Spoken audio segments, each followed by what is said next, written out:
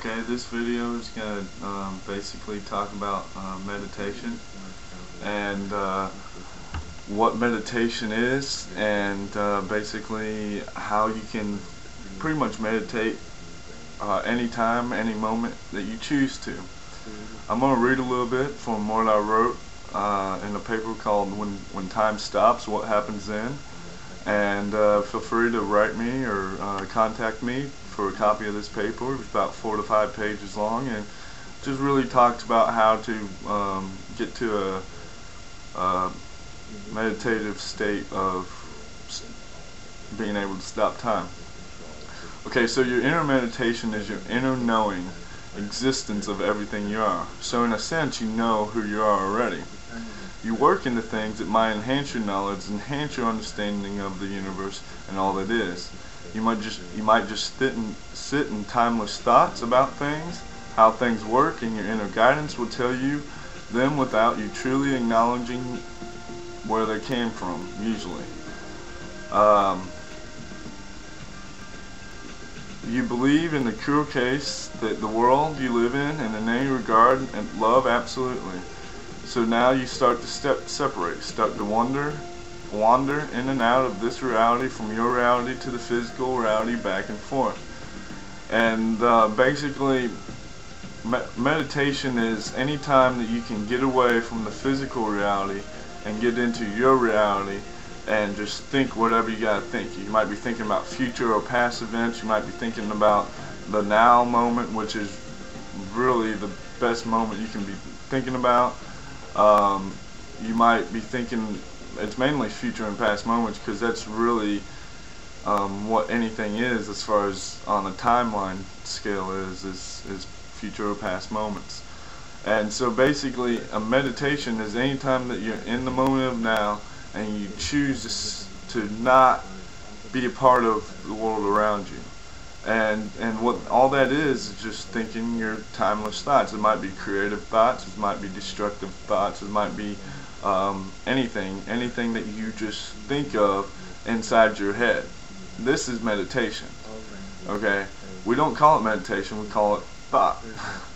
But it's meditation. So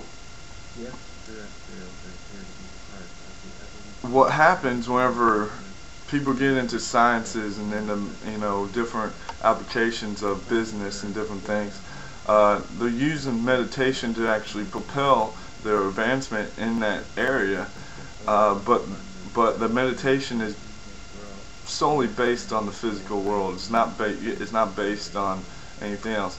If you ever did incredible research into people like Tesla and Einstein and different things, or even like Newton, or the people who invented the light bulb and different things, basically, if you ever really got into it, I almost guarantee some of the best notions or the best ideas came whenever they were frustrated, and they just sat back and they let go of everything, and they just sat there in the thoughts of what they were perceiving, in what they were trying to perceive, or what they were trying to transcribe, or what they were trying to create, and they were just in their head and they were just thinking. That's meditation. And so meditation is any time you can get separate from the physical world and be in your head. And we do it all the time. Have you ever been just thinking, and then someone busts in and just says something, and you have to snap out of your thinking and get back to the physical reality? You were just in meditation. Excuse me.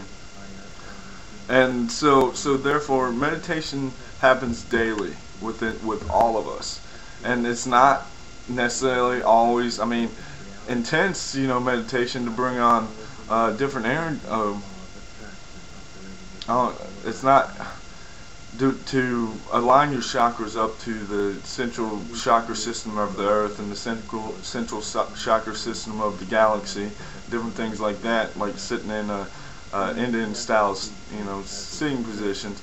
That's meditation as well. And a lot of us have been programmed in our minds to think that's the only way to meditate, whenever it's not. I mean, like I said, meditation happens every day to everyone, and it just depends on what you are deciding to think about. Future past events, you know, mainly. Um, mainly. So I don't really have much more to say about meditation, because meditation is very simple. You can do all different sorts of meditations to exhibit all different types of I don't like power. I don't like the word power, but to exhibit all different types of powers, that including telekinesis and telepathy and levitation and all these, you know, things that doesn't have to do with the laws of the physical worlds or the physical universe. So, I mean, I'm gonna put out. I might even include it. A little segment, but it's basically these black ops guys, and they're basically using their mind energy with 11 other kids, and they're creating an electric shock, and they're killing like 2,000 people in the Vietnam War. I mean, this is 1970, and we're using our mind power back then. And you know of all the psychics and all the spiritual people out there that's saying, oh, I can read thoughts, or I can talk to the dead, or I can do this and do that, and all it is just perceiving different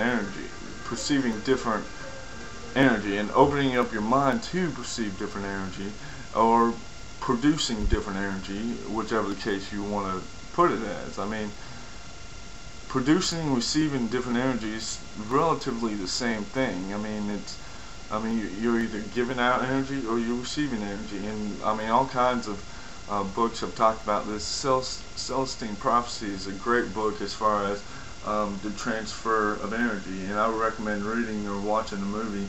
If the book is much better than the movie, though. It describes it much more.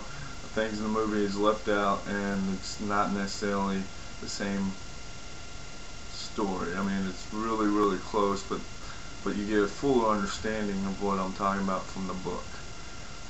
The author is James Redfield. It was one of my first books back in 1999 that led me onto a whole other path of perceiving what we are.